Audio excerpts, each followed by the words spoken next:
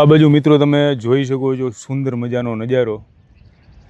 ગાયું ભેંસું અત્યારે ચરે છે. બાજુમાં છે મધુવંતી નદી અને અહીંયા મંદિર. તો કેમ છો મિત્રો? મજામાં? મારું નામ છે પરમાર દીપક અને મારી ચેનલનું નામ છે ગુજરાતી ટ્રાવેલ બ્લોગર. તો હું મિત્રો અત્યારે આવ્યો છું જૂનાગઢથી અરાઉન્ડ 30 કિલોમીટરના અંતરે આવેલ મેંદરડા ગામ. અને મેંદરડાની બાજુમાં છે મિત્રો મધુવંતી જે નદી આવેલી છે. મધુવંતી નદીના કિનારે આવેલું છે ચોરેશ્વર મહાદેવનું મંદિર. તો ત્યાં આપણે દર્શન માટે આજે જઈશું અને ખૂબ જ ઐતિહાસિક અને પૌરાણિક આ મંદિર છે. તો ચાલો જઈએ દર્શન માટે. તો અહીંયા મિત્રો તમે જો સુંદર મજાનો વડલો આવેલો છે. તમે જો ચારે બાજુ અત્યારે મસ્ત પાંદડા તમે જો આ બાજુ સુંદર મજાનું. અને અહીંયા આપણે ગાડી પાર્ક કરેલી છે. અહીંયા છે મંદિર, આપણે જઈએ અહીંયા દર્શન કરવા. અને બીજી નાના નાની ડેરીઓ મંદિરો આવેલા છે. અહીંયા છે ચોરેશ્વર મહાદેવ અન્નક્ષેત્ર અને અહીંથી આપણે જઈએ દર્શન માટે આગળ.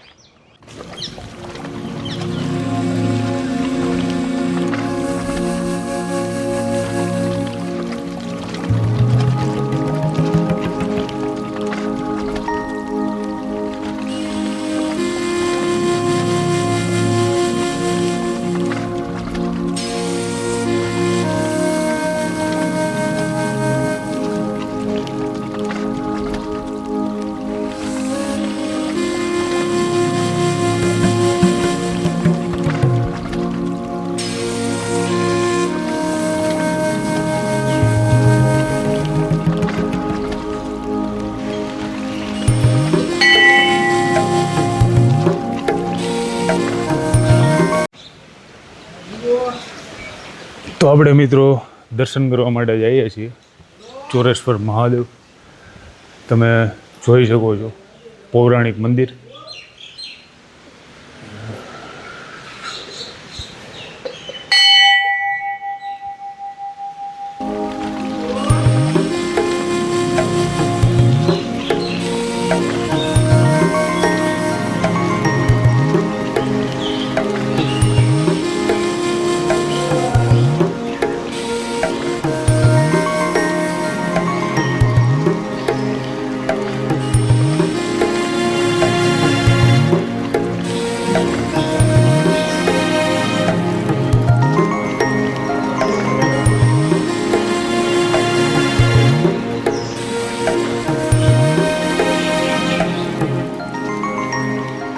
તો આ મિત્રો ચોરેશ્વર મહાદેવ આપણે દર્શન કર્યા.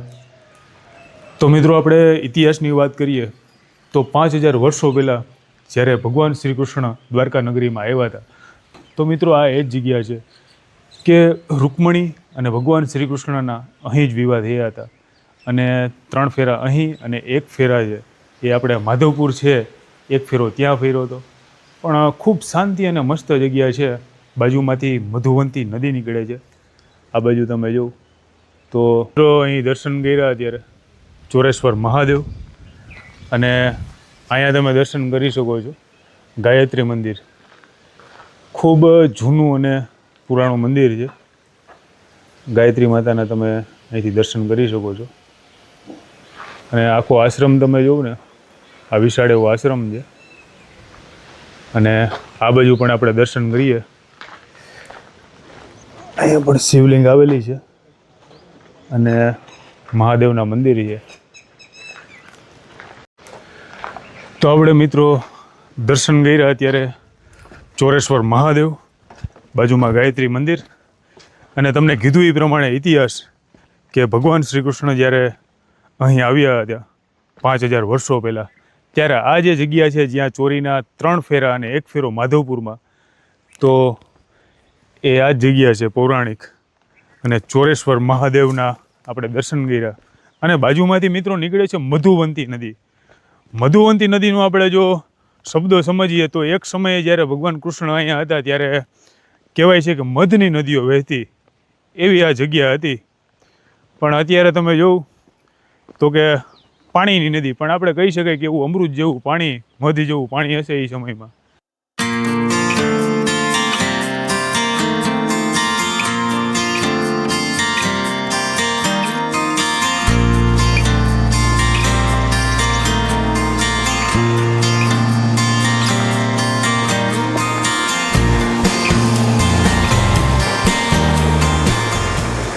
આ એ જ જગ્યા છે મધુવંતી નદી. સુંદર મજાનું લીલુંછમ પાણી, અદ્ભુત વાતાવરણ. મિત્રો કહેવાય છે કે એક સમયે આ મધની નદીઓ વહેતી કૃષ્ણ ભગવાનના સમયમાં.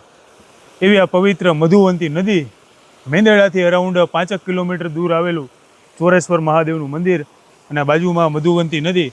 શનિ રવિ હોય એટલે અહીંયા ટ્રાફિક જામ હોય મિત્રો, નાહવા માટે, દર્શન માટે. ખૂબ અદ્ભુત જગ્યા છે. ગમે ત્યારે તમે મેંદરડાથી 5 કિલોમીટરના ડિસ્ટન્સ ઉપર આવેલું છે, ગમે ત્યારે તમે આવો તો દર્શન માટે ને one type of picnic place જેવું છે. તમે ફરી શકો, નાહી શકો, દર્શન કરી શકો. બાકી જોઉં તમે આ વોટરફોલ. અહીંથી મિત્રો આપણે મધુવંતી નદી જોઈ, અહીંથી જઈએ આપણે આગળ.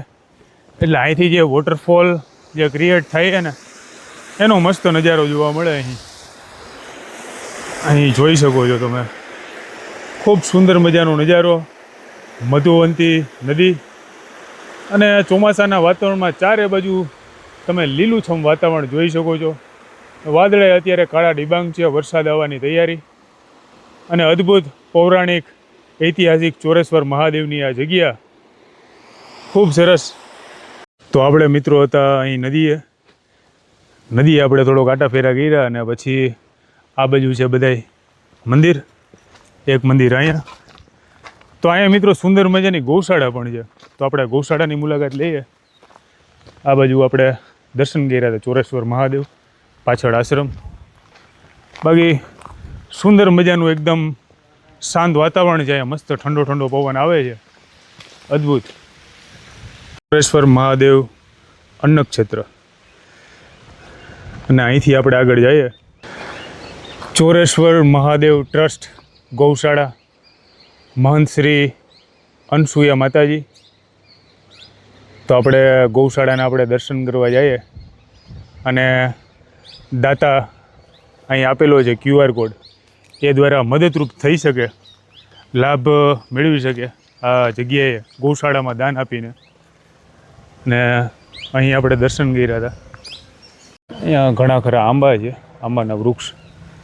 અને ગાયો ભેંસો માટે અહીં ચારા માટેની વ્યવસ્થા કરવામાં આવી છે. તમે જો સુંદર મજાનો છાંયો, આ બાજુ ચરે અને આ બાજુ નાના નાના વાછરડા.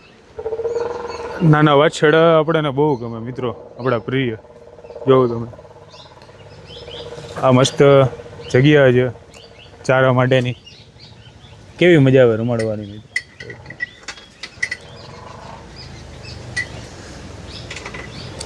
મિત્રો ચોરેશ્વર મહાદેવના પ્રટાંગણમાં જ, આશ્રમમાં જ અહીં આપણે દર્શન કરી શકીએ છીએ. કાલભૈરવ દાદાના આપણે દર્શન કરીએ અહીંથી. જય કાલભૈરવ દાદા. કાલભૈરવ દાદાની તમે એકદમ સુંદર પ્રતિમા જોઈ શકો છો. અહીં ધૂણાના દર્શન આપણે કરી શકીએ છીએ. અને કાલિકા માતા અને અલગ અલગ ભગવાનના તમે દર્શન કરી શકો છો અહીંથી. જય કાલભૈરવ દાદા. આપણે ગૌશાળાના દર્શન કર્યા અને આ ગેટ છે. તો આ ગેટમાંથી અત્યારે લગભગ અહીંયા 10 થી 11 ગાય માતા આવેલા છે, બરાબર. તો આ બાજુ તમે જો હરિયાળી, તો આ બાજુ અત્યારે ઘાસ ચરવા માટે જાય છે, એટલા માટે આપણે 1-2 જ ગાયો અહીંયા જોવા મળી. અને આ ગેટ અહીંથી.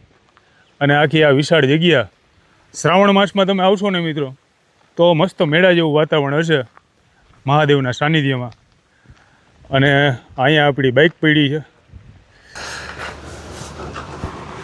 તો મિત્રો આ વિડીયોમાં તમે દર્શન કર્યા જૂનાગઢથી 30 કિલોમીટર દૂર આવેલા મેંદરડા, અને મેંદરડાની બાજુમાં જે મધુવંતી પસાર થાય છે, મધુવંતી નદીના કિનારે આવેલું છે ચોરેશ્વર મહાદેવ. તો ગમે ત્યારે મિત્રો તમે સાસણ જતા હોય અથવા તો મેંદરડા આવતા હોય તો અચૂકપણે અહીં તમે દર્શન માટે આવવાનું ચૂકતા નહીં. અને મિત્રો આ ચેનલમાં તમે નવા હોય અને તમને સ્પેશિયલી ટ્રાવેલ બ્લોગિંગ, જે હરવા ફરવાના જે બ્લોગ છે એ તમને ગમતા હોય, તો તમારા ભાઈની આ ગુજરાતી ટ્રાવેલ બ્લોગ ચેનલને ફોલો કરવાનું, સબસ્ક્રાઈબ કરવાનું ભૂલતા નહીં, જેથી તમને સૌરાષ્ટ્રના, ગુજરાતના અને વિવિધ રાજ્યના તમને ફરવાને બધા સ્થળોની માહિતી વિગતવાર મળતી રહેશે. તો મળીએ મિત્રો એક નવા બ્લોગમાં. ત્યાં સુધી હર હર મહાદેવ. જય હિન્દ, જય ભારત.